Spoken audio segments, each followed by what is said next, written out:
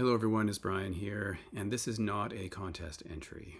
It's not a contest entry because I recently won a contest from Aaron Mutha Alamer. I was one of the two winners, and he sent me a really thoughtful, large box of records. So I'm going to opt out of this one, although I wanted to do the video to support the channel. This is for Rick and Records, so Rick, don't enter me in the contest. The other reason this is not going to be an official entry is because I'm going to go beyond the parameters that were set out, because he asked us to show 5 items that we have in duplicate. But since it's not an official entry, I thought I would show more than 5 for whatever reason. Anyway, so I'll put a link to Rick's channel below. Go and check it out. Have a look at what he's doing. I'm a new subscriber to him myself. I haven't been there that long. So anyway, here we go. Another couple things I wanted to say just to start out with is that I did pick duplicate records that I own, but I did not choose anything that I have duplicated on CD, because that would be a whole other thing, you know, duplicate CD copies.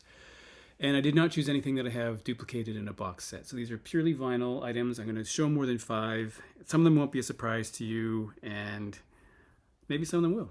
So here we start with a band called Bauhaus, one of my favorite bands. This is Kick in the Eye, the Searching for Sartori EP. Can't remember the date on this, but Bauhaus is a favorite band of mine. And you'll see that there's black lettering on the front here, black lettering on the back.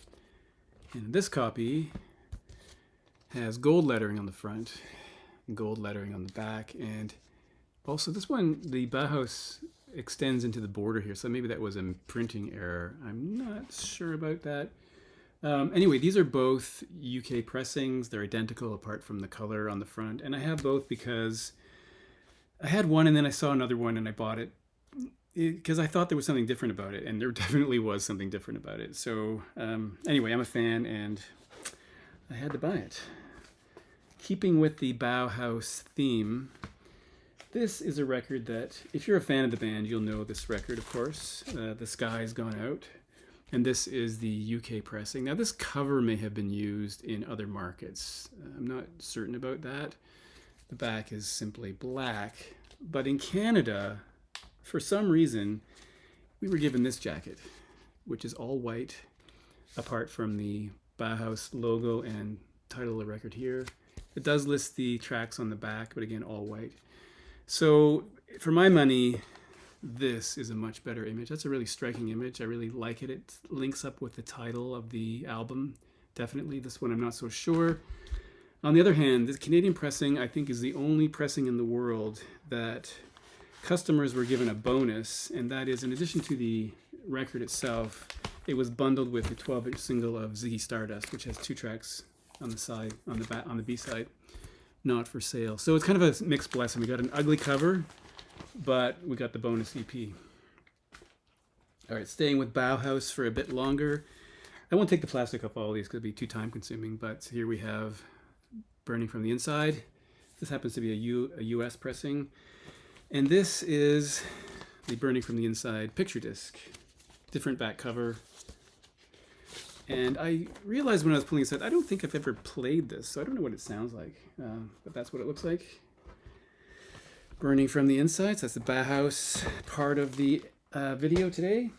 These are going to be in quite random order, but here we have Public Enemy. It takes a nation of millions to hold us back. And I have 2 copies of this because this was my first copy, and when I bought it, it was already a little rough. It's still playable, it sounds fine. And this one is much cleaner. Beautiful copy. These are both US and no, they aren't. Sorry. Yes, they are. Here I'm talking around in circles, but they're slightly different on the back. But anyway, Public Enemy. I never liked this band when I was younger, but I have grown to appreciate them more, and that's Steely Dan. This is Asia.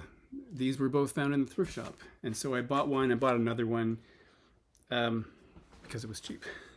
Rob Walker just showed this record in his video, Split Ends, True Colors. I have 3 color variations, all 3 found in thrift shops, but not on the same day. Rob had some other ones. There's, as he noted too, there was an etching on side 2 of this one. This will surprise no one who's watching. The Smiths, Louder Than Bombs. One of these is a Canadian club edition. One of them is the regular record store version. They sound identical to me. The CD copy, on the other hand, I bought the CD. One of the first CDs I ever bought was from the Smiths, this particular release, and it sounds awful. Even then, I didn't think it sounded great. Again, 2 copies of Hatful of Hollow. One is a Canadian version, and one is a UK version. They sounded the same to me. One has a darker blue. That could just be from age or something, but great compilation, which I've also mentioned recently. Here's another non-surprise, OMD, the best of OMD. This one has a hype sticker. And, you know, in the Smiths case, I bought one, you know, I had the one for years, but I bought the UK pressing thinking it might sound different or whatever. In this case, one of these has a very slight, I won't call it a warp, but it's not quite flat. It plays fine, but it always irritates me when I see it go around. Another non-surprise, OMD's Junk Culture. I had one copy for years, and I was in a record store, and they had one in a delete bin, or not delete bin, a discount bin for $2, and it was in perfect shape, so I decided to grab it. This is a case where maybe had I known more about the band, I wouldn't have bought the second item. You know, I'm sort of an ambivalent Depeche Mode fan. I like some of the stuff, but I'm not a huge diehard fan. I've never seen them in concert. I don't go crazy about them. And so this had been sitting in my collection for a long time, A Broken Arrow. And I guess because I hadn't played it very often, I didn't think I had it when I saw it in a record shop and bought a second copy. And then I realized I had it.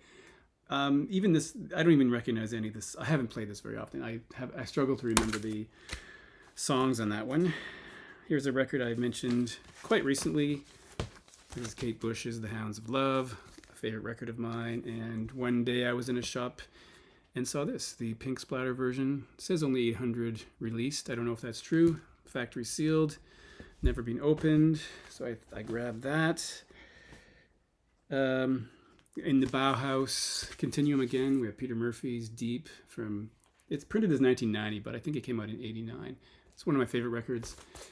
And if you're looking for a copy of this record, I've seen this many times over the years in Toronto, and the prices range from, I've seen some for $40, $60. I saw one for $100 once. And as I mentioned in another video, I was in a shop and they had one for $8, and it was in beautiful shape. So I bought a second copy. Also in the Bauhaus Peter Murphy theme, here is Peter Murphy's debut record called Should the World Fail to Fall Apart. I don't really love this album jacket, and I think the back is kind of ugly. It's a gatefold. This is the UK pressing, kind of ugly. That's what the UK market got. I'm going to take it out of the plastic here. Should have done this before. This is what they gave us in Canada. Should the World Fail to Fall Apart. It's also weird because the 12-inch single for A Tale of the Tongue has the exact same cover. So not only is the jacket different, the track order and track content is quite different. So the light pours out of me. The magazine cover is on this version, but not on this version. The orders have changed. Tale of the Tongue is on here, but not on the other one. They've changed the order. It's pretty weird. I don't know why they do that, why they change things up. I guess because maybe something becomes a hit and they want that on the record. So that's kind of weird. 2 copies of Fables of the Reconstruction. Again, I had one and I found another in a thrift shop. 2 copies of Shriekback's The Infinite. And in this case, my first copy had a few what seemed to be defects in the vinyl, little sort of marks on it, but it plays fine. So I guess I bought another one because it looked cleaner, even though the other one played fine. This will be no surprise, again, to anyone. The debut record from Leonard Cohen. 3 copies from the US. By the way, this is the standard CD version of that record, but several years ago, the record label released these deluxe versions of the first 3 records. So they're in these digipacks with really nice liner notes. There weren't liner notes with the original CD. And this has 2 bonus tracks, Storeroom and Blessed is the Memory. So the first 3 were redone. I mean, I could go on and on about Leonard Cohen because I have duplicates of other things, so let's skip that. Here we have Tom Petty and Heartbreakers, Hard Promises. This has the sticker for the master file, Half Speed Master, but they're both the same. This one just doesn't have the sticker. And again, this is just a case of a brain malfunction when I thought I didn't have it. but I did, which is weird because this is actually not bad. It's got, the Waiting's on here, Woman in Love. So it's weird that I didn't remember. Again, a record I bought and then found another copy in a thrift shop. Sinead O'Connor's Lion in the Cobra. And the thrift shop version is quite a passable copy. And I'm over 10 minutes, so let's just round it out with this last one here. Last one I will show. And I think many people will know this record, the fourth record from the Velvet Underground called Loaded. This is a Canadian pressing. It's one of those cases where Discogs doesn't actually know the date. Sometimes things are re-released and they don't know the date. So this is either from the late 70s or the early 80s. Don't really know. And it plays well, Atlantic label. And everyone knows this cover. So here's one from Germany, which I got somewhere. And it's from 1973. And it looks like this. It's the original rock classics with the shrunken album art here. And not only that, if you look at the back of these, they're quite different. This one has an essay and some advertising for others in the series, including the record we're actually looking at. So what else is here? Electric Prunes, Fleetwood Mac, Iron Butterfly, Clapton, Vanilla Fudge, etc. So that's kind of weird. And when I've shown this to other people and they're like, what? I've never seen anything like that. It is pretty weird to see that. So anyway, way more than 5 records, but it's not an official contest entry. But go check out Ricken Records. I'm sure you'll enjoy it. Thanks again for watching, and I'll talk to you next time.